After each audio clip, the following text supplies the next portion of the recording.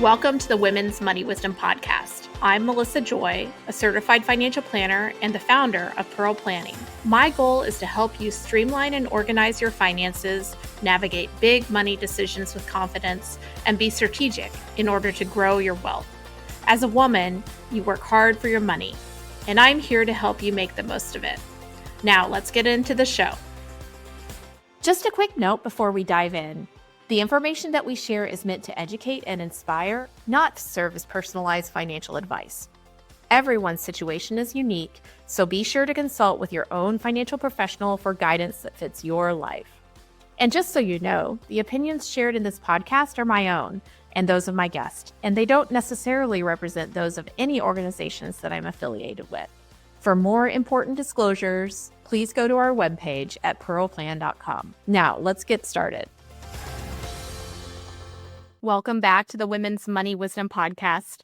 It's a solo episode today, but one I want you to stick around for because this is a topic that many people are impacted by. If you aren't, you might be in the future, and it's underappreciated, misunderstood. We're going to talk about equity compensation and specifically restricted stock units today, otherwise known as RSUs. Now, you may or may not know that you are compensated with RSUs. Not everyone is. But if you work for a publicly traded company, it is likely that the company that you work for does award some forms of their compensation as restricted stock units. In fact, a research indicated that in 2021, according to Barron's, more than 86% of companies use this type or form of compensation. That has grown from only 3% as of 2020. So you can see why you may or may not understand what these are. And so we work with many people who happen to have this form of compensation. And we know that there are often areas of opportunity to be educated, to understand planning strategies, and just understand what it means. And when I said stick around, even if you don't have this form of compensation, remember, if you change positions or careers, this type of compensation may be critical to your overall employment package. And knowing what questions to ask or who to ask can be really helpful along the way.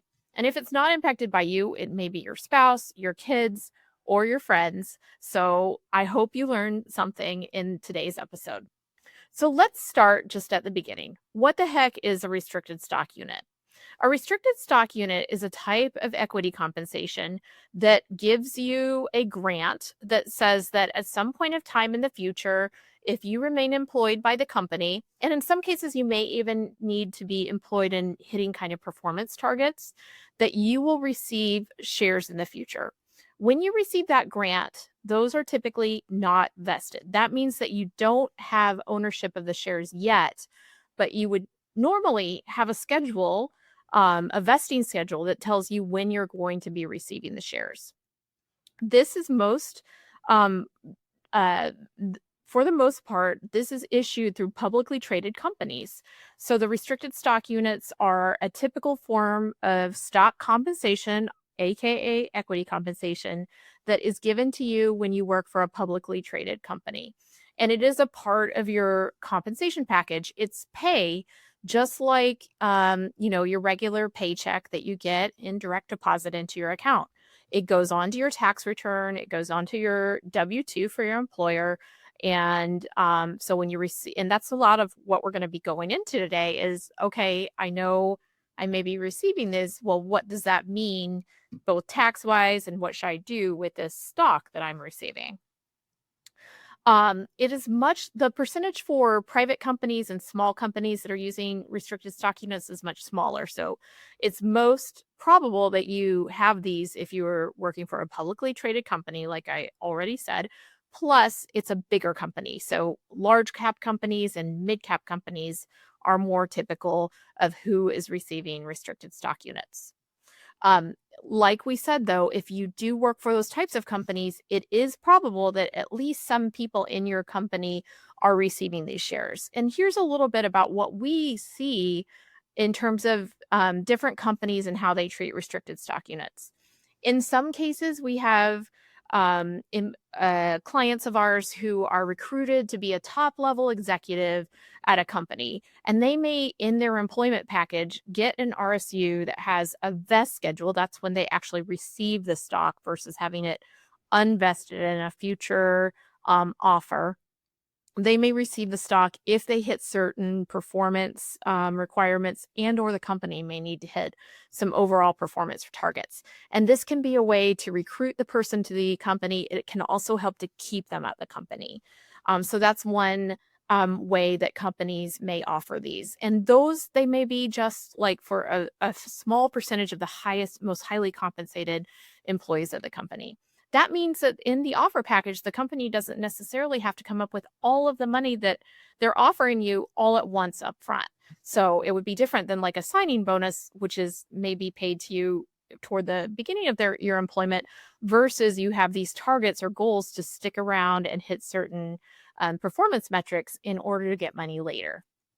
Another thing that we see is if a company had been a private company and it went public, usually if somebody was working for a private company, they may have received either incentivized stock options or non-qualified stock options. And when that company with employees who are used to getting exposure to the company with company stock switches over to being publicly traded after their IPO, then employees may receive more restricted stock units in the future instead of those ISOs or non-qualified stock options. So it's much more typical to receive the RSUs after the company is public.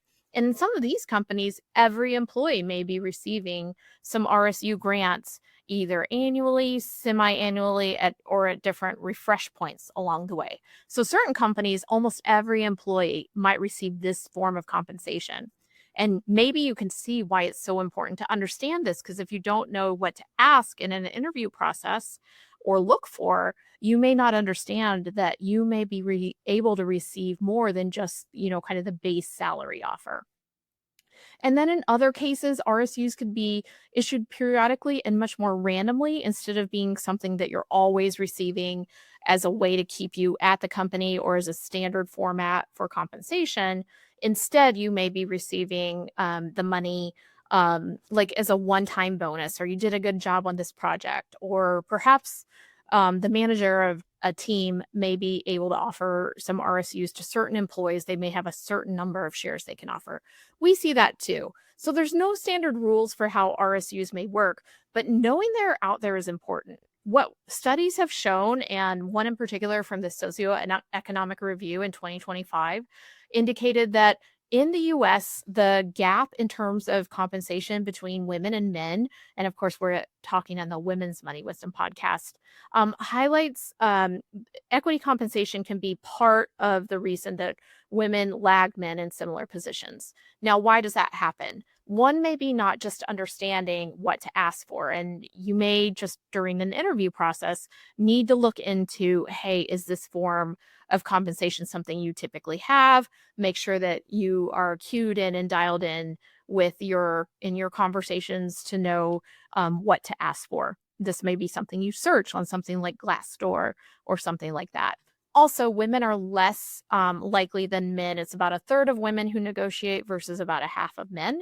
And sometimes people receive equity compensation after negotiating when there's not enough in the budget, but the employer really wants to retain an employee or keep them there, then the RSUs may be a possibility. So understanding and knowing what is happening kind of in employment contexts with restricted stock units can be really important.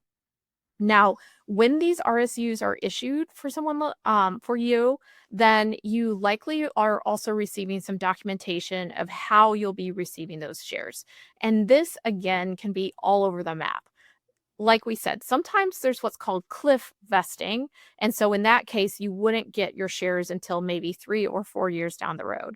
In other cases, you might get a quarter of the shares right off after a year and then receive shares either monthly or quarterly. And so everybody has different vest schedules, although they tend to be a midterm, not immediate. So you're not getting those stocks 3 months later all in, but perhaps over time, or definitely typically not over a decade, more like over 3 or 4 years.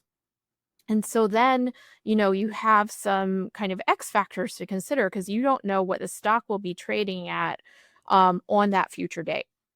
And we've certainly had clients who won big by the stock going up, getting issued maybe the equivalent of shares that were equal to $50,000. But when the stock vests over time, perhaps the aggregate value of those shares is more like 100. It just depends. Or they may have been issued stock at a high, and unbeknownst to them, the stock ended up going down. And so then the shares would have had a lower value over time.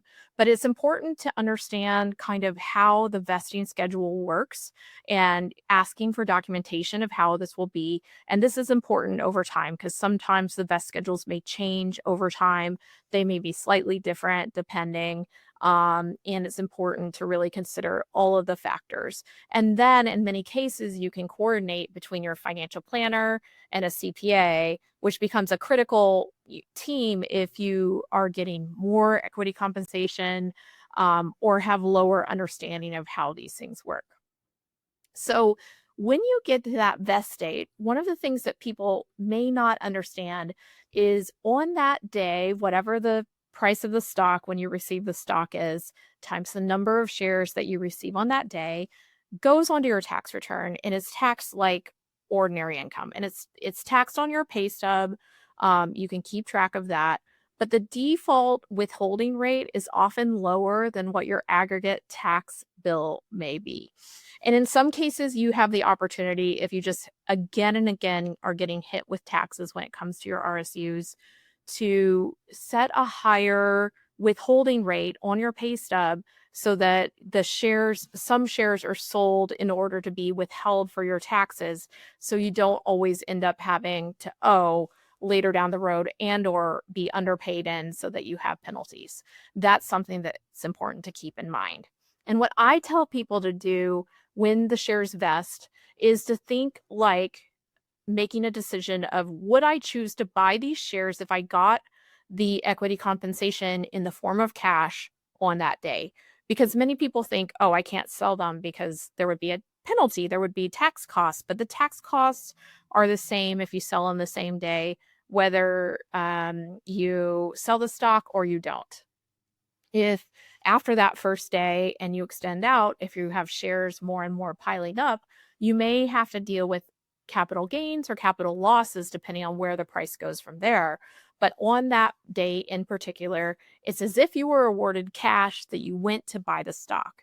And so sometimes, and this is just like an asterisk, if you're sitting there with, maybe even having to borrow money for your tax liability when it comes to the RSUs, and then you have piles and piles of the stock building up. Perhaps, I hope, you work for a company that has had great stock returns. So, as shares got awarded over the years, you just had more and more of your great company stock. Well, then you potentially have some concentration risk where your net worth is bouncing all around based on wherever your stock trades on any given day or year. And you may want to start to incorporate a strategy where you consider selling the stock on the day it vests and then going back and strategically selling shares that you've accumulated over time. And certainly if you're borrowing money, carrying credit card debt, don't have the money to pay for taxes, look back to those shares that are adding to your tax bill and consider a strategy to get access to some of those funds to both pay the tax bill, perhaps diversify. Maybe you're going to put more money into your 401k because will fund your day-to-day needs. And so then you can both lower taxes and boost your retirement savings. All of these are possibilities. There's not like a singular two-dimensional prescription for what you should do when you receive equity compensation. What I'll tell you though is it's just a little more complicated. It's not that difficult, but things change over time. And this is one great place where I love talking to clients about what they should consider when it comes to their RSUs, and we can help map out, hey, here's the tax impact, here's places we can put money, here's the use of the funds, and here's how to diversify so that you don't end up just scratching your head saying, I think I should do something. It's nice that I have this stock, but how does it translate into a better financial future for me now and over time? Now, an important thing to consider is these forms of compensation are often used to keep people employed at the places that they are already working. And so there if you say, I've loved my income, but I've made enough and now I'm going to retire, it depends on your company whether your unvested shares get to go over into your hands.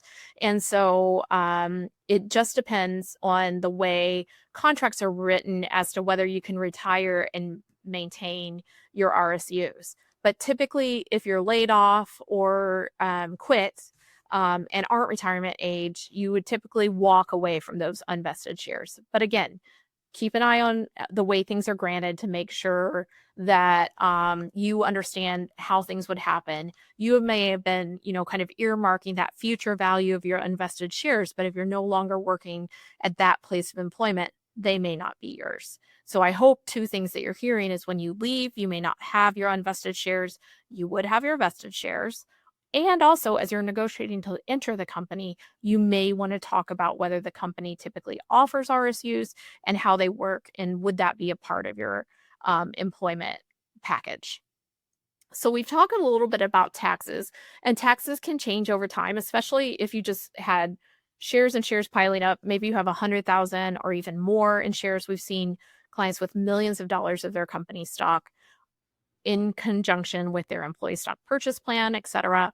Then you really need, kind of to go through and thread the needle in a surgical manner in terms of planning for taxes. But that can be something that can be managed over time. It may be just important because the stock is trading at or near all-time highs, or you really need the funds. You don't want to borrow for something, to know going in what tax bills may be, but execute a sales strategy so that you can reduce your exposure to certain, to your company stock.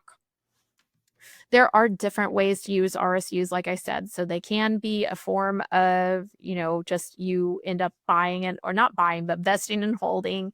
They may be something where you convert to a more diversified or less risky portfolio. They may be used, like I said, to pay off debt, to pay your tax liability, to fund a bigger retirement strategy. If you find that you have too much concentration, then there are certain strategies to help you kind of get out of the stock.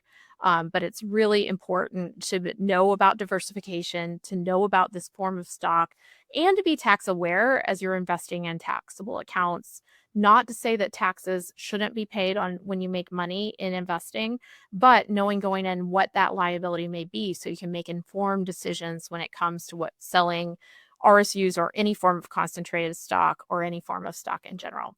A couple other ideas that I have that integrate into a broader financial plan might include charitable donations of stock that you've owned for more than a year. So let's say that you had a bunch of RSUs that you ended up collecting just because you didn't get around to selling. You could turn around and use that stock for a charitable gift, or maybe even give it to a donor advised fund, which we've talked about in past episodes. And then those shares could reduce your tax liability or free up a tax budget for you to sell a little bit more. But you might be giving away a tax liability if you did it the right way. A few more things that you may need to consider. One of them is that for many employees who receive RSUs, they also have trading windows, and they are only allowed to trade during certain periods of time. And so that is something that you need to integrate into the game plan of, you can't sell that stock every single day. And so making a, calendar where you have a plan to be selling something at certain periods of time can be super helpful.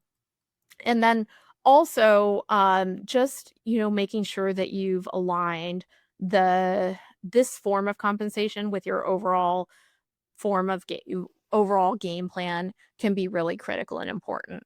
There are ways to track, like our financial planning software has ways for you to review your RSUs and what the future tax liability may be. So do know that there are certain technologies that allow you to track and review things. The other thing that I would mention when it comes to these RSUs is sometimes, because individual stocks can have volatility and trade, different in any given year, you may have either that big win because the stock has gone way up, or disappointing time where perhaps every year you get issued shares, but you're being issued shares in a time period where the stock is trading lower. But a lot of times that the companies regularly issue those shares, they will end up saying, hey, we're kind of targeting perhaps like 25,000 for this employee. And then if the stock is trading down, they would actually issue you more shares. So it, in essence, be like kind of like receiving a grant at a low price, and then hopefully the price has gone up over time. So there's a lot of interesting nuances that you might need to consider as you're evaluating it. I do think it's so important over time that we get better language and understanding and personal financial literacy when it comes to equity compensation, because it is expanding so much.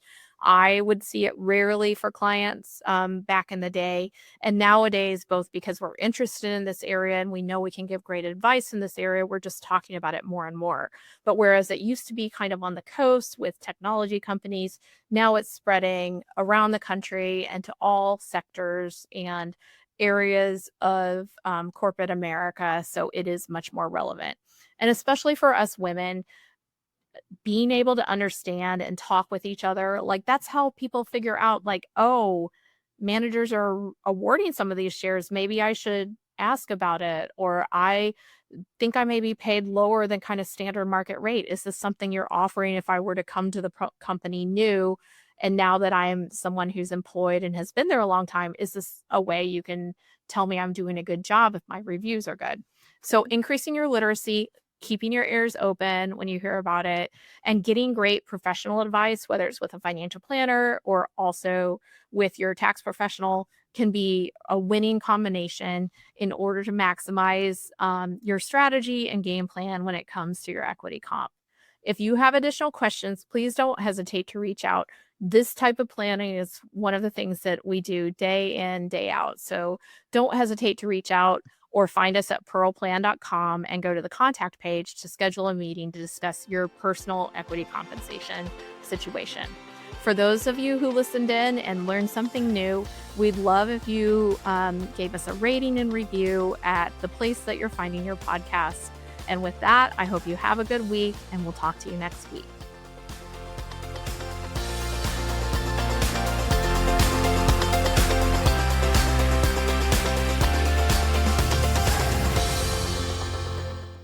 Thank you for listening to the Women's Money Wisdom Podcast. If you found value in this episode, the best way you can support the podcast is to forward an episode to a friend or leave a review. Go to pearlplan.com and the podcast link to get all the resources and links mentioned.